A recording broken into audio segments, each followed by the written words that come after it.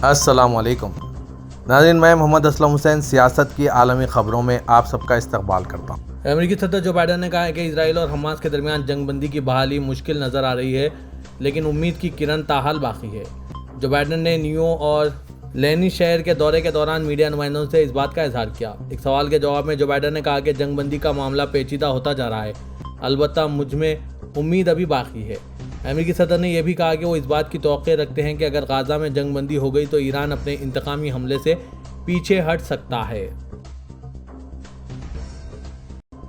Democratic امریکی نمائندہ الہان عمر، جو اسکواڈ کہلانے والے ترقی پسند ارکان ایوان میں ایک ہیں اور غزہ میں جنگ پر اسرائیل کی سخت ناقد ہیں، منیسوٹا سے پرائمری الیکشن جیت گئی ہے۔ انہوں نے منیسوٹا کے ایریا فیکٹ ڈسٹرکٹ سے جیت حاصل کی۔ انہوں نے اپنے دو ساتھیوں کی ہار پر کوئی تبصرہ نہیں کیا۔ ان دونوں کا سامنا امیر امیدواروں سے ہوا تھا جنہوں نے یونائٹڈ ڈیموکریسی پروجیکٹ پر کئی ملین ڈالر خرچ کیے تھے۔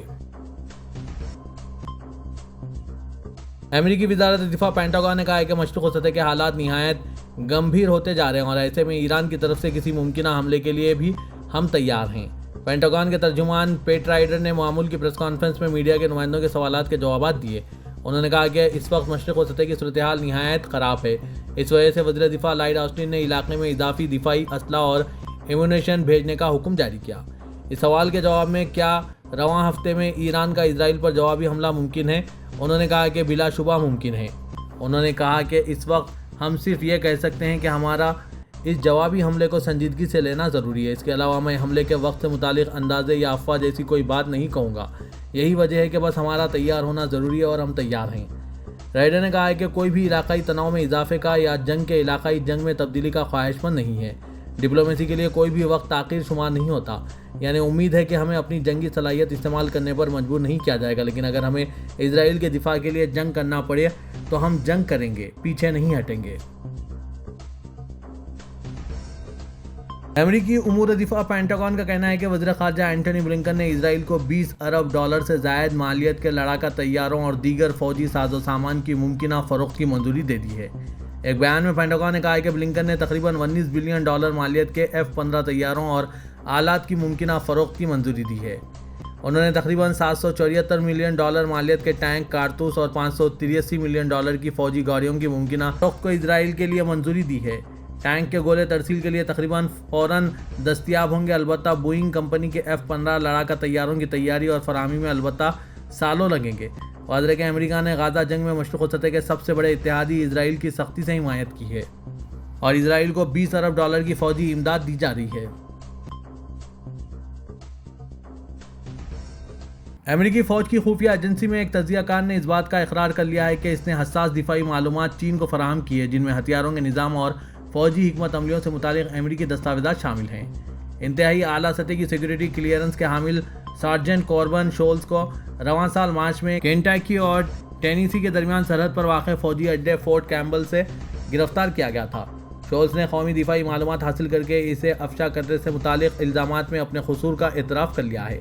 عدالتی دستاویزات کے مطابق اس نے حساس نوعیت کے درجنوں امریکی فوجی دستاویزات ہانگ کانگ میں رہنے والے ایک شخص کو فراہم کی تھی، جس کے بارے میں شولز کا خیال ہے کہ وہ چین کی حکومت کے ساتھ منسلک ہے۔ امریکی امور انصاف کا کہنا ہے کہ یہ معلومات فراہم کرنے کے عوض امریکی فوجی کو $42,000 ملے ہیں۔ تھائی لینڈ کی عدالت نے کابینہ تشکیل دیتے وقت قوانین کی خلاف ورزی کرنے پر وزیر اعظم سریتا تھاکسن کو عہدے سے ہٹا دیا ہے۔ تھائی لینڈ کی عدالت نے فیصلہ سناتے ہوئے کہا کہ وزیر اعظم نے آئینی حدود اور اخلاقیات کی سنگین خلاف ورزی کی ہے۔ مقدمے میں موقف اختیار کیا گیا تھا کہ انہوں نے ایک سابق وکیل کو کابینہ میں عہدہ دیا تھا جو ایک بار جیل میں رہ چکے تھے اور مجرمانہ کارروائی میں ملوث تھے۔ سریتا تھاکسن 22 اگست 2023 کو تھائی لینڈ کے وزیر اعظم بنے تھے۔ واضح ہے کہ سابق سینیٹرز نے وزیر اعظم پر اخلاقیات کی خلاف ورزی کا مقدمہ دائر کیا تھا۔ بتایا گیا ہے کہ پارلیمان کی طرف سے نئے وزیر اعظم کی تقرری ہونے تک موجودہ کابینہ اپنی ذمہ داریاں نبھاتی رہے گی۔ جاپان کے وزیر اعظم فومیو کیشیدا نے ستمبر میں استعفیٰ دینے کا اعلان کر دیا۔ خبر کے مطابق ان کے مستعفی ہونے کے ساتھ ان کے غیر مقبول اور معاشی زبوں حالی کے 3 سالہ دور اقتدار کا خاتمہ ہو جائے گا۔ حکمراں لبرل ڈیموکریٹک پارٹی جو کئی دہائیوں سے تقریباً بلا تعطل حکومت کر رہی ہے، پارٹی میں آئندہ ماہ اپنے قائد کے انتخاب کے لیے مقابلہ ہوگا جس کا فاتح شخصی وزیر اعظم بنے گا۔ فومیو کیشیدا نے اپنے ایک بیان میں کہا کہ وہ پارٹی سربراہ کے لیے بطور امیدوار دوبارہ انتخاب میں حصہ نہیں لیں گے۔ قومی کشیدہ نے ٹوکیو میں صحافیوں سے گفتگو کرتے ہوئے کہا کہ اس پارٹی کے صدارتی انتخابات میں لوگوں کو یہ دکھانا ضروری ہے کہ LDP بدل رہی ہے۔ ان کا کہنا تھا کہ اس مقصد کے لیے شفاف کھلے انتخابات اور آزادانہ بھرپور بحث ضروری ہے۔ یہ ظاہر کرنے کے لیے کہ لبرل ڈیموکریٹک پارٹی تبدیل ہوگی، سب سے واضح پہلا قدم میرا الگ ہونا ہے۔ لبنان کی حزب اللہ تنظیم نے کیتیوشا راکٹوں سے اسرائیل کی گولانی بریگیڈ فورس کے battalion headquarter mount area base پر حملہ کیا۔ لبنانی ٹی وی چینل المنار نے آج چہارشنبے کو یہ اطلاع دی۔ قبل ازیں المنار اور الجزیرہ دونوں نے اطلاع دی کہ حزب اللہ نے شمالی اسرائیل میں میرون بیس پر جنوبی لبنان سے 20 سے زیادہ راکٹ فائر کیے۔ المنار نے اطلاع دی ہے کہ مغربی گلیلی میں شدید راکٹ دھماکوں اور سائرن کی آوازیں سنی گئی۔ قومی خبررساں ایجنسی کے مطابق حزب اللہ نے اعلان کیا کہ اس کے جنگجو نے گزشتہ رات تقریباً 10 بجے جلدیر کے مقام پر اسرائیلی تعیناتیوں کو نشانہ بناتے ہوئے راکٹ داغے۔ NNN کے مطابق اسرائیل کی جانب سے بھی لبنان کے دیہاتوں کو نشانہ بنا کر فضائی حملے کیے گئے۔ مزید اسرائیلی جنگی طیاروں نے لبنان کے کفر قلعہ اور خیام دیہاتوں کے ساتھ ساتھ کینین میونسپلٹی پر بھی کئی فضائی حملے کیے۔ یوکرین کے صدر زیلنسکی نے کہا ہے کہ ہم نے آج دن کے آغاز سے تاحال روس کے علاقے کے کرسک کے مختلف مقامات میں 1 سے 2 کلومیٹر اندر تک پیش قدمی کر لی ہے۔ زیلنسکی نے سوشل میڈیا پیج سے جاری کردہ بیان میں کہا ہے کہ میں نے یوکرین افواج کے سربراہ الیگزینڈر سرسکی کے ساتھ ویڈیو کانفرنس میں ٹورٹسک اور پوکروسک سمیت فرنٹ لائن کے اہم علاقوں کی صورتحال اور روسی علاقے کے کرسک میں آپریشن کے بارے میں معلومات حاصل کی۔ زیلنسکی نے کرسک میں پیش قدمی کا ذکر کیا اور کہا ہے کہ ہم نے آج دن کے آغاز سے اب تک اس کے مختلف مقامات سے 1 سے 2 کلومیٹر اندر تک پیش قدمی کی ہے۔ اس دوران ہم نے 100 سے زائد روسی فوجیوں کو بھی یرغمال بنا لیا ہے۔ پاکستان کا 78واں یوم آزادی ملی جوش و جذبے کے ساتھ منایا گیا۔ دن کا آغاز وطن عزیز کے لیے خصوصی دعاؤں سے ہوا، جبکہ وفاقی دارالحکومت میں 31 اور صوبائی دارالحکومت میں 21 توپوں کی سلامی دی گئی۔ پرچم کشائی کی مرکزی تقریب اسلام آباد میں ہوئی، جس میں وزیر اعظم پاکستان شہباز شریف نے پاکستانی ایتھلیٹ ارشد ندیم کے ہمراہ قومی پرچم لہرایا۔ صوبائی دارالحکومتوں میں بھی پرچم کشائی کی تقریب منعقد کی گئی۔ یوم آزادی کی مناسبت سے ملک بھر میں ریلیوں اور تقاریب کا اہتمام کیا گیا۔ سعودی عرب کے خادم حرمین شریفین شاہ سلمان بن عبدالعزیز اور ولی عہد شہزادہ محمد بن سلمان نے یوم آزادی پر پاکستان کو مبارکباد پیش کی۔ سعودی پریس ایجنسی کے مطابق سعودی قیادت نے صدر آصف علی زرداری کو تہنیتی مکتوب روانہ کیے۔ سعودی قیادت نے پاکستانی حکومت، عوام اور ملک کے لیے نیک جذبات کا اظہار کیا۔ سعودی قیادت نے پاکستان کے لیے مزید ترقی و کامرانی اور خیر و بھلائی کی امید ظاہر کی۔ سعودی وزیر خارجہ شہزادہ فیصل بن فرحان نے آج چہارشنبے کو لندن میں برطانوی ہم منصب ڈیوڈ لیمی سے ملاقات کی، جس میں تازہ ترین علاقائی اور بین الاقوامی صورتحال پر تبادلہ خیال کیا گیا۔ SPA کے مطابق وزارت خارجہ سے جاری بیان میں کہا گیا کہ ملاقات میں دونوں رہنماؤں نے دو طرفہ تعلقات اور مختلف شعبوں میں ان کی ترقی کے طریقوں کا جائزہ لیا۔ علاوہ ازیں علاقائی اور بین الاقوامی صورتحال خصوصاً غزہ کے بحران پر تبادلہ خیال کیا گیا۔ اس موقع پر برطانیہ میں سعودی عرب کے سفیر شہزادہ خالد بن بندر بن سلطان بھی موجود تھے۔ واضح ہے کہ شہزادہ فیصل بن فرحان منگل کو سرکاری دورے پر برطانیہ پہنچے تھے۔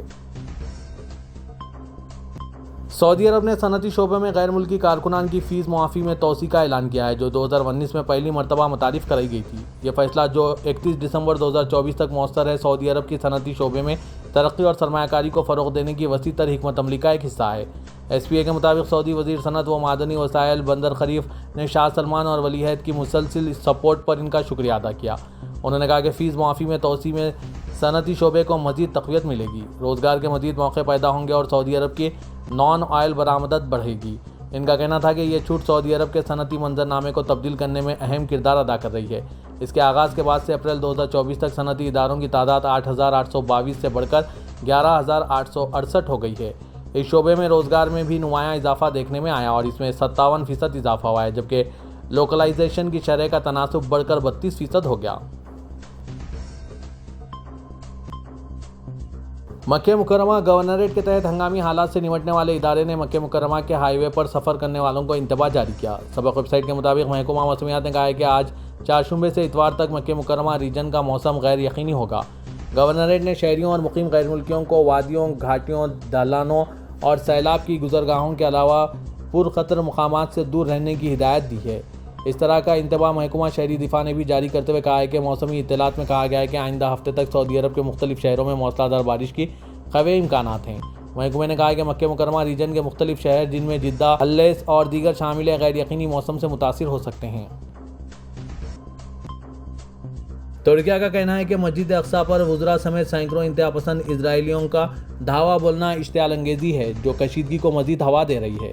وزارت خارجہ نے اس معاملے پر تحریری بیان جاری کیا۔ بیان میں کہا گیا کہ سینکڑوں بنیاد پرست اسرائیلیوں بشمول وزراء کی طرف سے پولیس کی حفاظت میں مسجد اقصی پر چھاپا ایک اشتعال انگیزی ہے جو القدس کی تاریخی حیثیت کی خلاف ورزی ہے اور ہمارے خطے میں کشیدگی میں مزید اضافہ کرے گا۔ بیان میں کہا گیا کہ اس اشتعال انگیز کی کارروائی نے ایک بار پھر یہ ظاہر کر دیا ہے کہ اسرائیلی فریق امن کے حصول کا کوئی ارادہ نہیں رکھتے۔ عالمی برادری کو غزہ میں اسرائیلی حکومت کی طرف سے کی جانے والی بربریت کو روکنے اور ہمارے پورے خطے کے استحکام کو نشانہ بنانے والے ایسے اقدامات کو روکنے کے لیے فوری کارروائی کرنی چاہیے۔ ہندوستان کے 78ویں یوم آزادی کے موقع پر قوم سے خطاب کرتے ہوئے ہندوستان کی صدر جمہوریہ دروپدی مرمو نے آج چہارشنبے کے روز کہا کہ 14 اگست کو لوگوں کو 1947 میں ملک کی تقسیم کے بعد پیدا ہوئے ہولناکیوں کو یاد رکھنا چاہیے۔ آج 14 اگست کو ملک کی تقسیم کی ہولناکیوں کا یاد کا دن منایا جا رہا ہے۔ یہ تقسیم کی ہولناکیوں کا یاد کرنے کا دن ہے۔ انہوں نے کہا کہ جب ہماری عظیم قوم تقسیم ہوئی تو لاکھوں لوگ ہجرت پر مجبور ہوئے۔ صدر نے کہا کہ لاکھوں لوگوں کی جانیں گئیں۔ انہوں نے کہا کہ یوم آزادی منانے سے ایک دن پہلے ہم اس بے مثال انسانی المیوں کو یاد کرتے ہیں اور ان خاندانوں کے ساتھ یکجہتی کے لیے کھڑے ہیں جو ٹوٹ گئے تھے۔ صدر جمہوریہ دروپدی مرمو نے مزید کہا کہ ہندوستان بھی آئین کی 75ویں سالگرہ منا رہا ہے۔ ہماری نئی آزاد قوم کے سفر کو سنگین رکاوٹوں کا سامنا کرنا پڑا۔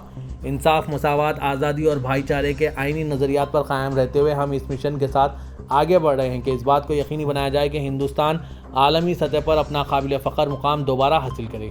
انہوں نے مزید کہا کہ اس سال جولائی میں بھارتیہ نیائے سنہتا کو اپنا کر ہندوستان نے نو آبادیاتی دور کی ایک اور یادداشت کو ہٹا دیا ہے۔